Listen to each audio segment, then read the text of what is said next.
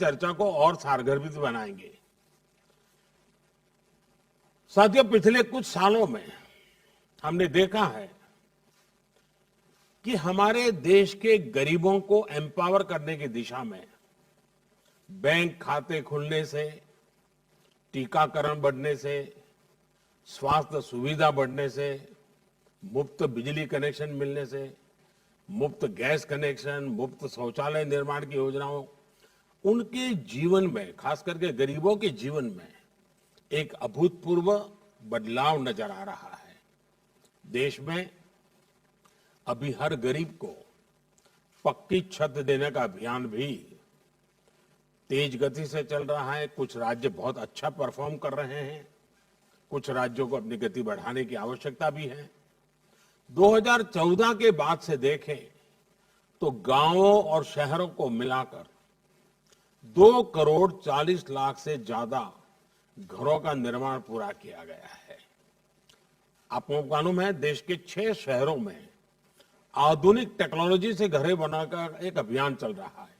एक आध महीने के भीतर भीतर नई टेक्नोलॉजी से तेजी से अच्छी क्वालिटी के मजबूत मकान बनाने की दिशा में देश के 6 शहरों में नए मॉडल तैयार होंगे। वो भी इस काम के लिए हर राज्य को ये उपयोगी होने वाला है। उसी प्रकार से पानी की कमी और प्रदूषित पानी से होने वाली बीमारी लोगों के विकास में बाधा न बने, कुपोषण की समस्याओं को वो बढ़ाए नहीं, इस दिशा में भी मिशन मोड में काम हो रहा है। जब जल जीवन मिशन शुरू होने के बाद से पिछले 18 महीनों में ही 3.5 करोड़ से भी अधिक ग्रामीण घरों को पाइप वाटर सप्लाई से जोड़ा जा चुका है। गांवों में इंटरनेट कनेक्टिविटी के लिए भारत नेट स्कीम एक बड़े बदलाव का माध्यम बन रही है। ऐसी सारी योजनाओं में जब केंद्र और राज्य सरकारें मिलकर काम करेगी तो काम की गति भी बढ़ेगी और अंतिम व्यक्ति तक उसका लाभ पहुंचना भी सुनिश्चित हो जाएगा। साथियों, इस वर्ष के बजट पर जिस तरह का एक पॉजिटिव रिस्पांस आया है, चारों तरफ से एक नई आशा का वातावरण पैदा हुआ है, उसने जता दिया है कि मूड ऑफ द नेशन क्या है। देश मन बना चुका है, देश तेजी से आगे बढ़ना चाहता है, देश अब समय नहीं गंवाना चाहता है और कुल मिलाकर के देश के मन को बनाने में देश का युवा मन बहुत बड़ी भूमिका अदा कर रहा है और तभी ये बदलावों के प्रति एक नया आकर्षण पैदा हुआ है। हमें भी ये देख कैसे देश का प्राइवेट सेक्टर देश की इस विकास यात्रा में और ज्यादा उत्साह से आगे आ रहा है। सरकार के नाते हमें इस उत्साह का, प्राइवेट सेक्टर की ऊर्जा का सम्मान भी करना है और उसे आत्मनिर्भर भारत में उतना ही अवसर भी देना है। आत्मनिर्भर भारत एक ऐसे नए भारत की तरफ कदम है जहां हर व्यक्ति, हर संस्था, हर उद्यम को अपनी पूरी क्षमताओं से आगे बढ़ने का अवसर मिले। साथियों, आत्मनिर्भर भारत अभियान एक ऐसे भारत का निर्माण का मार्ग है जो न केवल अपनी आवश्यकताओं के लिए बल्कि विश्व के लिए भी उत्पादन करे और ये उत्पादन विश्व श्रेष्ठता की कसौटी पर भी खरा उतरे। और इसलिए मैं हमेशा कहता हूं, zero defect zero effect. Bharat जैसा युवा देश, उसकी आकांक्षाओं को ध्यान में रखते हुए हमें आधुनिक इंफ्रास्ट्रक्चर का निर्माण करना होगा, इनोवेशन को बढ़ावा देना होगा, टेक्नोलॉजी का ज्यादा से ज्यादा प्रयोग करना होगा, शिक्षा कौशल के बेहतर अवसर उन्हें देने होंगे। साथियों, हमें अपने बिजनेस को, एमएसएमईज को, स्टार्टअप्स को और मजबूत करने की जरूरत है। हमारे हर राज्य की अपनी एक खूबी है, हर राज्य के हर जिले के पास अपना हुनर है, अपनी खासियत है, कई प्रकार के पोटेंशियल्स हम बारीकी से देखें तो नजर आते हैं। सरकार द्वारा देश को ये सैकड़ों जिलों के प्रोडक्ट्स को शॉर्टलिस्ट करके उनके वैल्यूएडिशन के लिए, मार्केटिंग और एक्सपोर्ट के लिए उन्हें प्रमोट किया जा रहा है। इससे राज्यों के बीच एक स्वस्थ स्पर्धा अभी प्रारंभ हुई है, लेकिन आगे बढ़ाना है। कौन राज्य सबसे ज्यादा एक्सपोर्ट करता है, अधिक से अधिक प्रकार की चीजें एक्सपोर्ट करता है, अधिकतम देशों में एक्सपोर्ट करता है, अधिक से अधिक मूल्य की चीजें एक्सपोर्ट करता है, और फिर जिलों में भी ये स्पर्धा कैसे बने और हम एक्सपोर्ट पर विशेष बल हर राज्य हर जिला कैसे दे। हमें इस प्रयोग को जिलों और ब्लॉक्स के बीच भी लेकर जाना है। हमें राज्यों के संसाधनों का पूरा इस्तेमाल करना होगा। राज्यों से होने वाला एक्सपोर्ट हमें आग्रहपूर्वक, और इसका हिसाब किताब हर महीना लेना चाहिए और उसको बढ़ाना चाहिए। पॉलिसी फ्रेमवर्क और केंद्र एवं राज्यों के बीच बेहतर तालमेल भी बहुत जरूरी है। अब जैसे हमारे यहां कोस्टल स्टेट है, मत्स्य उद्योग को, ब्लू इकोनॉमी को और मछली को विदेशों में एक्सपोर्ट करने के लिए असीमित अवसर है। हमारे कोस्टल स्टेट उसके लिए क्यों न स्पेशल इनिशिएटिव ले। देखिए, इकोनॉमी को बहुत बड़ा बल मिल सकता है, हमारे फिशरमैन को बहुत बड़ा बल मिल सकता है। मैं चाहूंगा कि आप इस बात से परिचित हैं कि केंद्र सरकार ने विभिन्न सेक्टर्स के लिए एक पीएलआई स्कीम शुरू की है। ये देश में मैन्युफैक्चरिंग बढ़ाने का बेहतरीन अवसर है। राज्यों को भी इस स्कीम का पूरा लाभ लेते हुए अपने यहां ज्यादा से ज्यादा निवेश आकर्षित करना चाहिए। कॉरपोरेट टैक्स की दरें कम करने का लाभ भी राज्यों ने बढ़ चढ़ करके उठाना चाहिए। आपने ऐसी कंपनियों का संपर्क करना चाहिए कि दुनिया में इतना कम टैक्स रेट जब किया गया है तो उसका फायदा आपके राज्य को मिलना चाहिए। साथियों, इस बार के बजट में इंफ्रास्ट्रक्चर के लिए दिए गए फंड की भी काफी चर्चा हो रही है। इंफ्रास्ट्रक्चर पर होने वाला ये खर्च देश की अर्थव्यवस्था को कई स्तर पर आगे बढ़ाने का काम करेगा, रोजगार के भी बहुत अवसर पैदा करेगा। एक मल्टीपल इफेक्ट होती है इसकी। नेशनल इंफ्रास्ट्रक्चर पाइपलाइन में राज्यों का हिस्सा 40% से इसलिए 40% है, और इसलिए जरूरी है कि राज्य और केंद्र मिलकर अपने बजट को सिंक्रोनाइज करे, प्लानिंग करे और प्राथमिकताओं को तय करे। अब भारत सरकार ने अपना बजट पहले की तुलना में 1 महीना प्रीपोन किया है। राज्यों के बजट और केंद्र के बजट में बीच में 3-4 सप्ताह मिल जाते हैं, तो केंद्र के बजट के लाइट में राज्यों का बजट बनता है, तो दोनों मिलकर के एक दिशा में आगे बढ़ते हैं। और मैं चाहूंगा कि इस दिशा में भी राज्यों के बजट चर्चा करते होंगे। जिन राज्यों का बजट अभी आने वाला है वो इस काम को और प्राथमिकता पर कर सकते हैं। केंद्रीय बजट के साथ ही राज्यों का बजट भी विकास को गति देने में, राज्यों को आत्मनिर्भर बनाने में उतना ही अहम है। साथियों, 15वें वित्त आयोग में लोकल बॉडीज के आर्थिक संसाधनों में बड़ा इजाफा होने जा रहा है। स्थानीय स्तर पर गवर्नेंस में सुधार लोगों का लिए क्वालिटी ऑफ लाइफ और उनके आत्मविश्वास का आधार बनती है। इन सुधारों से में टेक्नोलॉजी के साथ साथ जन भागीदारी भी बहुत आवश्यक है।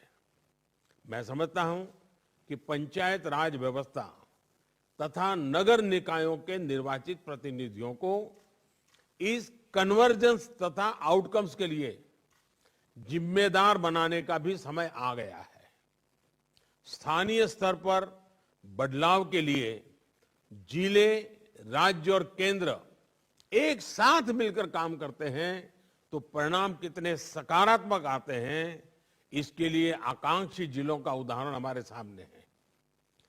एस्पिरेशनल डिस्ट्रिक्ट का जो प्रयोग रहा है वो अच्छे परिणाम दे रहा है, लेकिन पिछले कुछ दिनों में कोरोना के कारण जो गति आनी चाहिए तो नहीं आई, लेकिन अब फिर से उस पर हम बल दे सकते हैं। साथियों, कृषि अपार क्षमताओं से भरी है, लेकिन फिर भी कुछ सच्चाइयां हमें स्वीकार करनी होगी। हम कृषि प्रधान देश कहे जाएं, उसके बावजूद भी आज करीब करीब 65-70 हजार करोड़ रुपए का खाद्य तेल हम बाहर से लाते हैं। ये हम बंद कर सकते हैं। हमारे किसानों के खाते में पैसा जा सकता है, ये पैसों का हकदार हमारा किसान है, लेकिन इसके लिए हमारी योजनाएं उस प्रकार से हमें बनानी होगी। हमने पिछले दिनों दालों में प्रयोग किया, उसमें सफलता मिली। अब दालों को बाहर से लाने में खर्चा हमारा काफी कम हुआ है। ऐसी कई चीजें, कई खाद्य चीजें बिना कारण हमारे टेबल पर आज आ जाती है। हमारे देश के किसानों को ऐसी चीजों को उत्पादन में कोई मुश्किल नहीं है, थोड़ा गाइड करने की जरूरत है। और इसलिए ऐसे कई कृषि उत्पाद हैं जो हमारे किसान न सिर्फ देश के लिए पैदा कर सकते हैं, बल्कि दुनिया को भी सप्लाई कर सकते हैं। इसके लिए जरूरी है कि सभी राज्य अपनी एग्रो क्लाइमेटिक रीजनल प्लानिंग, उसकी स्ट्रेटेजी बनाएं, उसके हिसाब से किसान को मदद करें। साथियों, बीते वर्षों में कृषि से लेकर पशुपालन और मत्स्य पालन तक एक होलिस्टिक अप्रोच अपनाई गई है। इसका परिणाम है कि कोरोना के दौर में भी देश में कृषि निर्यात में काफी बढ़ोतरी हुई है, लेकिन हमारा पोटेंशियल इससे अनेक गुना ज्यादा है। हमारे प्रोडक्ट्स का वेस्टेज कम से कम हो, इसके लिए स्टोरेज और प्रोसेसिंग पर भी ध्यान देने की जरूरत है, और उसमें इन्वेस्टमेंट के लिए हमें जितने भी पोटेंशियल जहां भी है उसको जोड़ना पड़ेगा। हमें जानते हैं कि भारत साउथ ईस्ट एशिया में रॉ फिश एक्सपोर्ट करता है। जब मैंने प्रारंभ में कहा, वहां वो फिश प्रोसेस करके भारी मुनाफे और प्रोसेस प्रोडक्ट के तौर पर बेची जाती है। क्या हम सीधे प्रोसेस फिश प्रोडक्ट को बड़े पैमाने पर एक्सपोर्ट नहीं कर सकते? हमारे सभी कोस्टल स्टेट खुद अपना इनिशिएटिव लेकर के इस पूरे ग्लोबल मार्केट को ऊपर अपना प्रभाव पैदा नहीं कर सकते हैं? ऐसी स्थिति कई और क्षेत्रों, कई और प्रोडक्ट्स के साथ है। हमारे किसानों को जरूरी आर्थिक संसाधन मिले, बेहतर इंफ्रास्ट्रक्चर मिले, आधुनिक टेक्नोलॉजी मिले, इसके लिए रिफॉर्म्स बहुत जरूरी है। साथियों, हाल ही में ऐसे कई रिफॉर्म्स किए गए हैं जो रेगुलेशन को कम करते हैं, सरकार का दखल कम करते हैं। मैंने पिछले दिनों देखा, सरकार के अंदर सामान्य व्यक्ति को कंप्लायंस, हजारों ऐसे कंप्लायंस हैं जिसको हम निकाल सकते हैं। जैसे पिछले दिनों हमने 1500 कानून खत्म किए। मैं राज्यों से आग्रह करूंगा, आप एक छोटी टीम बिठाइए, बिना कारण, अब जब टेक्नोलॉजी है तो बार बार चीजें मांगने की जरूरत नहीं है लोगों से। ये कंप्लायंस का बर्डन देश के नागरिक के सर पर से हम कम करें, राज्य आगे आए। मैंने भी भारत सरकार में कहा है और हमारे कैबिनेट सेक्रेटरी उसके पीछे लगे हुए हैं, कंप्लायंस की संख्या जितनी कम हो करनी है। ये भी ईज ऑफ लिविंग के लिए बहुत जरूरी है। उसी प्रकार से साथियों, युवाओं को अपना सामर्थ्य खुलकर दिखाने का भी हमें मौका देना होगा। कुछ महीना पहले ही आपने देखा होगा, कुछ महत्वपूर्ण निर्णय किए गए। उसकी चर्चा बहुत ज्यादा नहीं होती है, लेकिन इसका परिणाम बहुत बड़ा होता है। ओएसपी रेगुलेशंस को रिफॉर्म किया गया था। इससे युवाओं को कहीं से भी काम करने की फ्लेक्सिबिलिटी मिली है।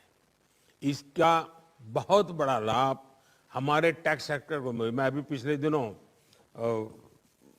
आईटी सेक्टर के लोगों से बात कर रहा था। मुझे कईयों ने बताया कि उनके 95% लोग अब घर से ही काम कर रहे हैं और उनका काम अच्छा चल रहा है। अब देखिए ये कितना बड़ा बदलाव आ रहा है। हमने इन चीजों पर बल देना होगा। हमें ऐसी जो बंदिशें हैं, उन सारी बंदिशों को समाप्त करना चाहिए। काफी मात्रा में हमने पिछले दिनों रिफॉर्म करके किया भी है। आपने देखा होगा कुछ दिन पहले हमने एक बहुत महत्वपूर्ण निर्णय किया है। जियो स्पेशियल डेटा से जुड़े नियमों को भी लिबरलाइज कर दिया है। जो अभी हमने किया है वो अगर आज से 10 साल पहले हम कर पाते तो शायद ये गूगल वगैरह भारत के बाहर नहीं बनते, वो हमारे यहाँ बनते। हमारे ही लोगों की टैलेंट है, लेकिन प्रोडक्ट हमारी नहीं है।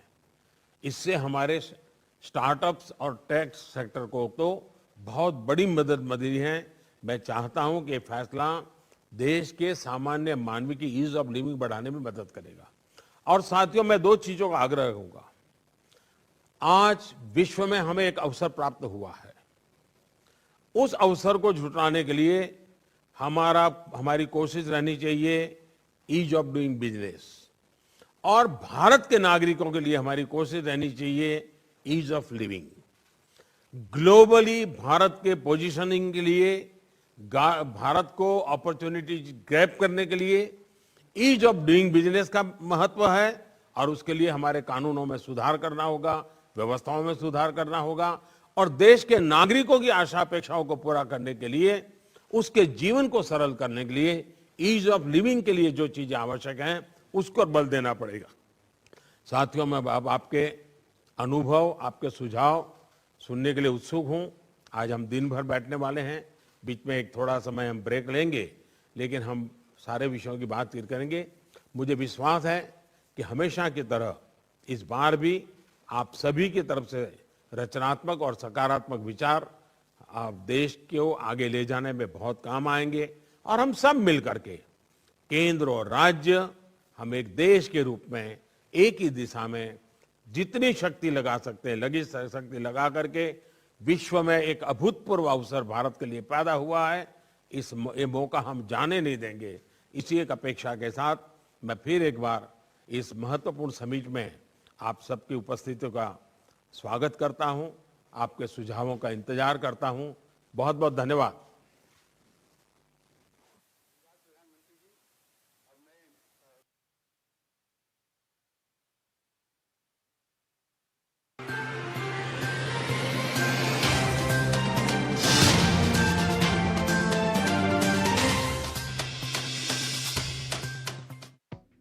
खास खबर के प्रस्तुतकर्ता हैं doctor ortho Ayurvedic oil and capsule, जोड़ों के दर्द की बेजोड़ दवा। खास खबर के प्रस्तुतकर्ता हैं doctor ortho Ayurvedic oil and capsule, जोड़ों के दर्द की बेजोड़ दवा।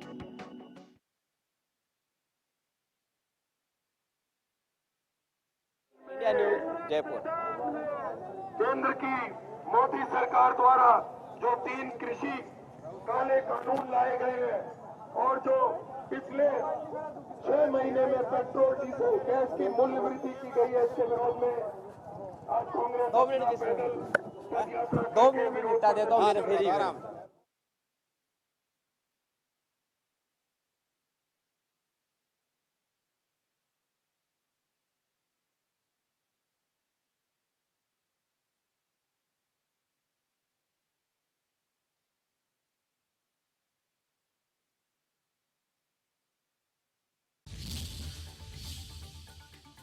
आज पूरा मुल्क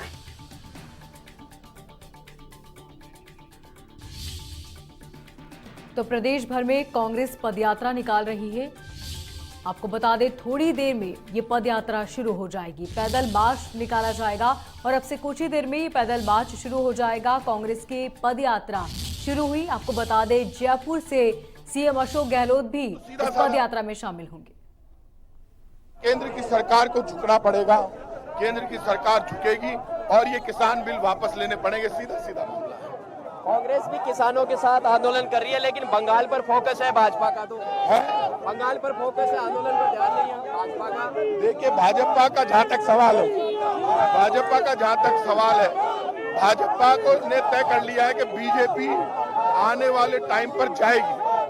बीजेपी का जाना तय है, और बीजेपी इसीलिए नक्ताई पर आ चुकी है।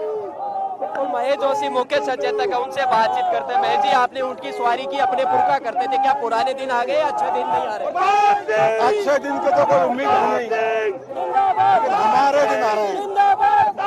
हम किसानों के समर्थन में पूरी ताकत के साथ खड़े हैं, पूरा राजस्थान खड़ा है और किसानों के खिलाफ जो ये तीनों कानून बनाए गए हैं, ये तीनों कानून सरकार, केंद्र सरकार को वापस लेने पड़ेंगे। 3 महीने होने जा रहे हैं, लेकिन भाजपा का आंदोलन पर नहीं, बंगाल चुनाव पर फोकस दिख रहा है। भाजपा का बंगाल चुनाव पर ज्यादा फोकस है। उनका ऐसा ही होता है, वो हर चीज को वोटों से, चुनाव के राजनीति से जोड़कर देखते हैं, षड्यंत्र रचते हैं। बंगाल में भी षड्यंत्र रच रहे हैं, किसानों के खिलाफ भी षड्यंत्र रच रहे हैं। जनता सब चीजों को देख रही है। अब एक छोटा सा उदाहरण पंजाब में हुआ।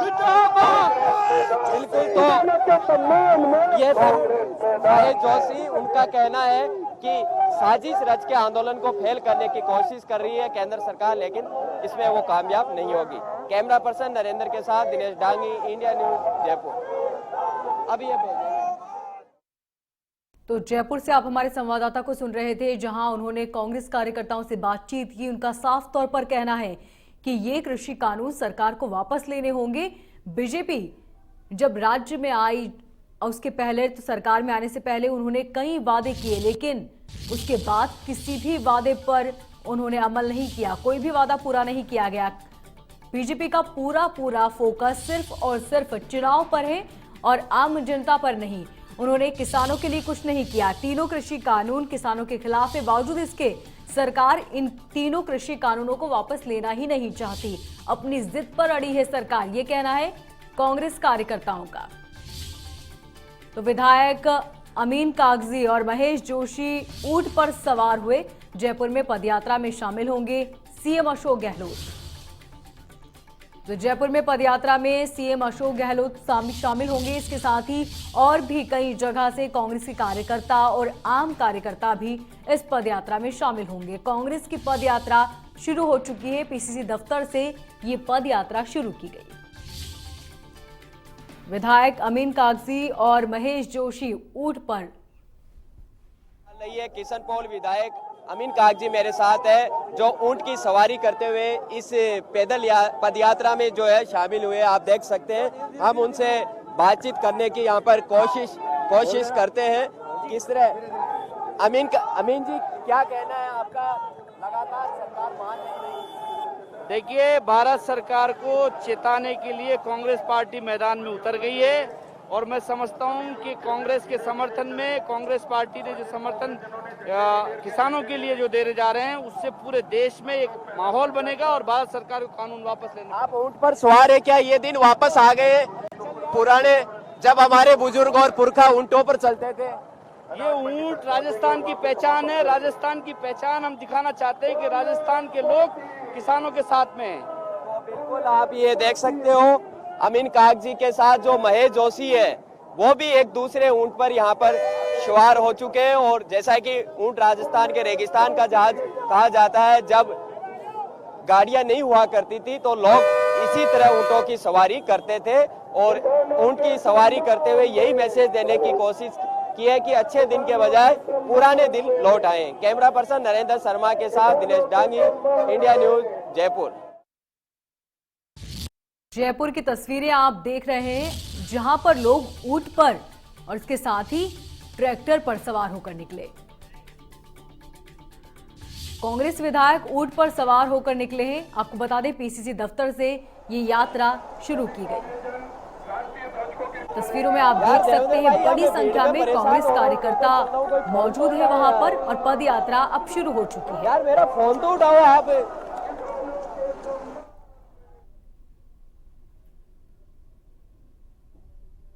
हाथों में तिरंगा, होर्डिंग्स और जुबान पर सरकार विरोधी नारे। यही तस्वीर आज जयपुर की। कृषि कानूनों के खिलाफ पदयात्रा निकाल रही है।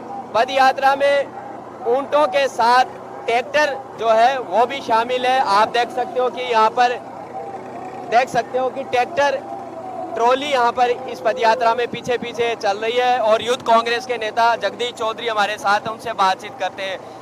जब से आंदोलन शुरू है तब से ट्रैक्टर ट्रेंड में काफी आ गया है। क्या ट्रैक्टर किसान का मजबूत सारथी और साथी है? ट्रैक्टर किसानों के लिए सम्मान है, किसानों की रोजी रोटी ट्रैक्टर है। ट्रैक्टर के पीछे ही किसान जिंदा है। और जिस हिसाब से मोदी जी ने तानाशाही कर रखी है किसानों के लिए, ये बहुत ही अपमानजनक है किसानों के लिए। जो किसान है, आम तरीके का पेट भरता है, अन्नदाता है, जो मोदी जी इतना रूड व्यवहार किसानों के साथ कर रहा है, तो आने वाले टाइम में किसान इनको सबक सिखा के रहेंगे। बिल्कुल, तो कांग्रेस नेताओं में काफी आक्रोश है, क्योंकि लगातार कांग्रेस आंदोलन कर रही है, किसान भी आंदोलन कर रहे हैं, लेकिन अब बातचीत भी बंद हो गई है। कुछ और नेताओं से बातचीत करते हैं। आपका क्या कहना है इन कृषि कानूनों के खिलाफ, कि किस तरह किसानों को इससे नुकसान होगा? कानून के बारे में क्या जानते हैं? ये देश की सम्मान की बात है। हिंदुस्तान की अर्थव्यवस्था हमेशा खेती पर निर्भर रही है। अगर किसानों को ही अगर ये परेशान करेंगे तो हिंदुस्तान की अर्थव्यवस्था तो वैसे चरमराई हुई है और ज्यादा चरमरा जाएगी। तो इसलिए जब तक ये किसानों का सम्मान नहीं करेंगे, कांग्रेस पार्टी तब तक मैदान में रहेगी। जय हिंद, जय भारत। बिल्कुल, किसानों का काफी इससे शोषण होगा, उनके साथ धोखा होगा, बहुत नुकसान होगा, ये इन नेताओं का कहना है। तो आप देख सकते हो कांग्रेस पार्टी के झंडे इन ट्रैक्टर और ट्रॉली पर यहाँ पर लगे हुए हैं। आगे आगे लोग पदयात्रा में पैदल जा रहे हैं, ऊंटों की सवारी कर रहे हैं। महेश जोशी और अमीन कागजी दोनों विधायक हैं, और पीछे आप देख सकते हो कि ट्रैक्टर परेड यहाँ पर पदयात्रा के पीछे यहाँ पर जारी है। और कांग्रेस का साफ कहना है कि जब तक तीनों कानून वापस नहीं होंगे, उनका आंदोलन जारी रहेगा। कैमरा पर्सन नरेंद्र शर्मा के साथ दिनेश डांगी, इंडिया न्यूज, जयपुर।